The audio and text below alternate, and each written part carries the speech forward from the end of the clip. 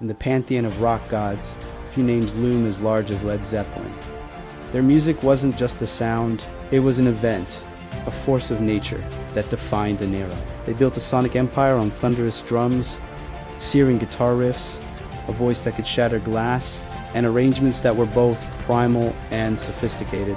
This is the story of how four musicians climbed their own stairway to heaven, becoming the biggest band in the world, and left behind a legacy that is etched into the very foundation of rock and roll. It all started in 1968, in the aftermath of the influential British band The Yacht. Their guitarist, a studio session wizard named Jimmy Page, had a vision. He wanted to create something heavier, more expansive, a band that could fuse the raw power of the blues with the emerging psychedelic sound. He found his first partner in another seasoned session musician, the multi-talented bassist and arranger, John Paul Jones. The chemistry was there, but they needed a voice and a heartbeat. The search led them to a young singer from the Black Country, Robert Plant, with his wild mane of golden hair and a voice that could shift from a whisper to a banshee. As Plant was a star in the making. And then came the thunder from Redditch, John Bonzo Bonham. Bonham didn't just play the drums, he attacked them. His heavy-hitting, earth-shaking style would revolutionize rock drumming forever. Initially, they toured as the New Yardbirds to fulfill old concert obligations, but a new name was needed for a new sound. A joke from The Who's drummer, Keith Moon, provided the inspiration. He quipped that the new band would go down like a lead balloon. Page loved the imagery, tweaked the spelling to lead, added the imposing Zeppelin, and a legend was born. In a whirlwind 30-hour recording session, they created their self-titled debut album. From the opening salvo of Good Times, Bad Times to the dark, sprawling blues of Dazed and Confused, the world was put on notice. This was something new, something powerful. What followed was nothing short of a rock and roll blitzkrieg. 1969, esse Led Zeppelin II, largely written and recorded on the road during their relentless American tours, turned the volume up to 11. It was heavier, more aggressive, and it cemented their dominance. The album's centerpiece, Whole Lotta Love, with its monstrous riff and psychedelic middle section, became an anthem for a generation and the definitive sound of heavy rock.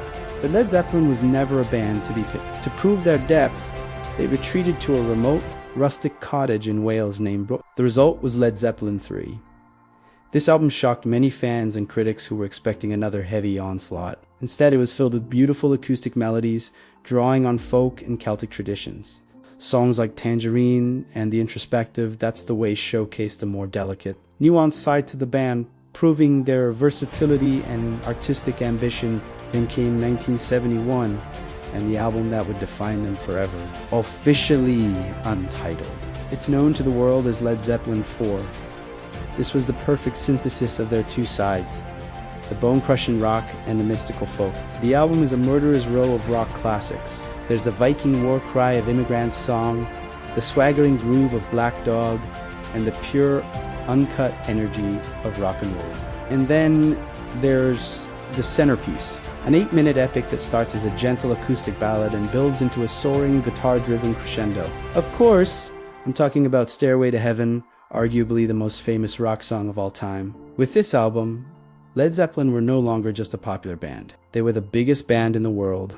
Riding this incredible wave of success, the band grew even more ambitious. 1973's Houses of the Holy was an explosion of creativity. They experimented with reggae on Dory McClure and funk on The Crunge, all while delivering majestic epics like The Rain Song.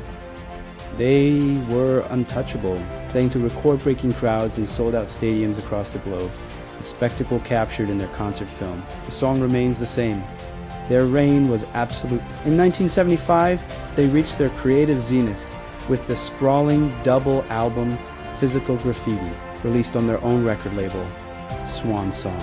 This was Zeppelin at their most diverse and masterful. It gave us the hypnotic, Middle Eastern-infused masterpiece Kashmir, a track that feels like a journey to another world. Physical Graffiti wasn't just an album, it was a grand statement, the sound of a band at the absolute peak of its powers. But the higher you climb, the further you have to fall. The latter half of the 70s brought a series of devastating setbacks. In 1975, Robert Plant and his family were in a serious car accident, forcing the band into a long hiatus. Their next album, 1976's Presence, was recorded while Plant was still in a wheelchair. It's a raw, tense record defined by the incredible 10-minute epic, Achilles' Last Stand. Then, unimaginable tragedy struck. In 1977, Plant's 5-year-old son, Karak, died suddenly from an infection. The band was shattered, and its future was thrown into serious doubt. They eventually regrouped for one more album, 1979's In, Through the Outdoor. It was a different sounding Zeppelin, with John Paul Jones' keyboards taking a more prominent role on tracks like Fool in the Rain. It seemed like they might find a new path forward, but it was not to be. On September 25th, 1980, the heart of Led Zeppelin stopped beating. After a day of heavy drinking, John Bonham passed away. He was just 32 years old. For the remaining members, the decision was immediate and unanimous. There was no Led Zeppelin without Bonzo. They released a simple, powerful statement. We wish it to be known that the loss of our dear friend have led us to decide that we could not continue as we were. The greatest rock and roll band in the world was over.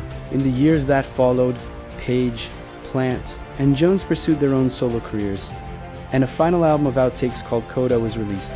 The band Led Zeppelin has reunited only a handful of times, most notably in 2007 for a monumental tribute concert in London, with John Bonham's son, Jason, masterfully filling his father's seat on the drum.